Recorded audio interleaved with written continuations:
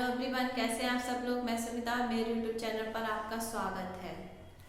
हमारा topic CDP में चल रहा है जो कि सीटेट और यूपी टेट के लिए है। और हमारा टॉपिक चल रहा था अधिगम की अवधारणाएं, जिसमें वाटसन हो गए, थॉर्नडाइक हो चुके हैं, है ना। और आज हम बात करेंगे स्किनर पर। हमारे जो स्किनर के भी क्वेश्चंस काफ़ी आते हैं कि स्किनर में किस पे प्रयोग किया था और स्किनर का सक्रिय अनुबंधन का सिद्धांत।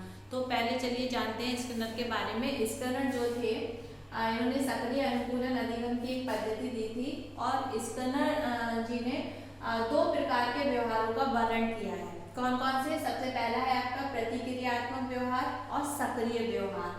प्रतिक्रियात्मक व्यवहार क्या है? प्रतिक्रियात्मक व्यवहार इस प्रकार का व्यवहार उत्तेजना के नियंत्रण में रहता है, जैसे मुंह में भोजन देने से लार का स्रावित होना, है ना। या फिर हम मान सकते हैं जिसके प्रकाश पड़ने से आंखों का बंद हो जाना। जब हमारे फेस पे बहुत सारे एकदम से जब प्रकाश पड़ता है तो हमारी आंखें जो है खुद ब खुद बंद हो जाती है। या फिर जो है अगर हम किसी गर्म चीज को टच कर लेते हैं तो हमारा हाथ तुरंत हट जाता है। या फिर हमारे हाथ में कोई पिन भुक जाती है तो भी हम अपने हाथ को तुरंत हटा लेते हैं। तो इस तरीके का व्यवहार जो होता है वो प्रतिक्रियात्मक व्यवहार होता है, जो कि स्किनर ने दिया था। दूसरा जो था स्किनर ने दिया था सक्रिय व्यवहार। सक्रिय व्यवहार क्या था? सक्रिय व्यवहार जो था उत्तेजना के प्रत्यक्ष नियंत्रण में नहीं होता है। ये जो है नियंत्रण में नहीं होता, इसमें प्रयोज्य की स्वेच्छा निहित होती है। यानी कि जो पर्सन है उसकी उसमें इच्छा जो है वो निहित होती है। अब सक्रिय अनुकूलन की प्रक्रिया को प्रदर्शित करने के लिए स्किनर ने जो सक्रिय व्यवहार है इसको बताने के लिए तो स्किनर ने क्या किया? स्किनर ने सफेद चूहों पर और कबूतरों पर प्रयोग किया था। अब ये क्वेश्चन आता है कि स्किनर ने किस पे प्रयोग किया था। तो देखिए ऑप्शन में या तो चूहे हो सकते हैं और या फिर कबूतर हो सकता है। तो ज्यादातर फेमस ज्यादातर चूहे का ही आता है, लेकिन कबूतर भी हमें पता होना चाहिए कि स्किनर ने जो है कबूतरों पे भी किया था और सफेद चूहों पे भी किया था।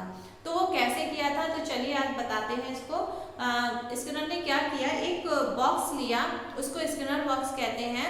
उसमें जो है उन्होंने एक लीवर जो है फिट किया और उस लीवर का कनेक्शन जो था एक प्याली से कर दिया था और लीवर के बराबर से ही एक छोटा सा छेद बना दिया था चूहे को अंदर करने के लिए।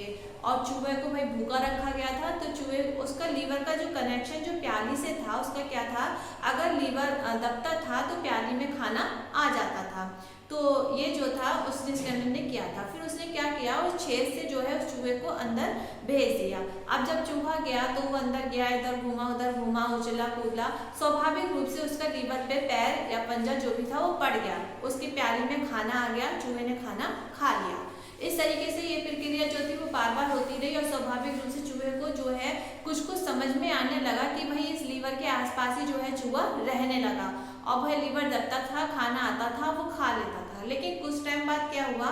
चूहा जो है समझ गया था कि इस लीवर को दबाने से ही खाना आता है, तो वह उस लीवर को दबाता था और खाना खा के आराम से वहीं पर बैठ जाता था। तो इस प्रयोग से स्किनर ने क्या जाना? स्किनर ने इस प्रयोग से ये जाना कि यदि किसी क्रिया के पश्चात, यानी कि कोई क्रिया जब हमने की है तो उसके पश्चात हमें कोई बल प्रदान करने वाला उद्दीपक प्राप्त हो जाता है तो उस क्रिया की जो है शक्ति में वृद्धि हो जाती है। तो बस यही था एक स्किनर का सिद्धांत। और दूसरा उनका था कबूतरों पे, तो इसमें कुछ ज्यादा नहीं था।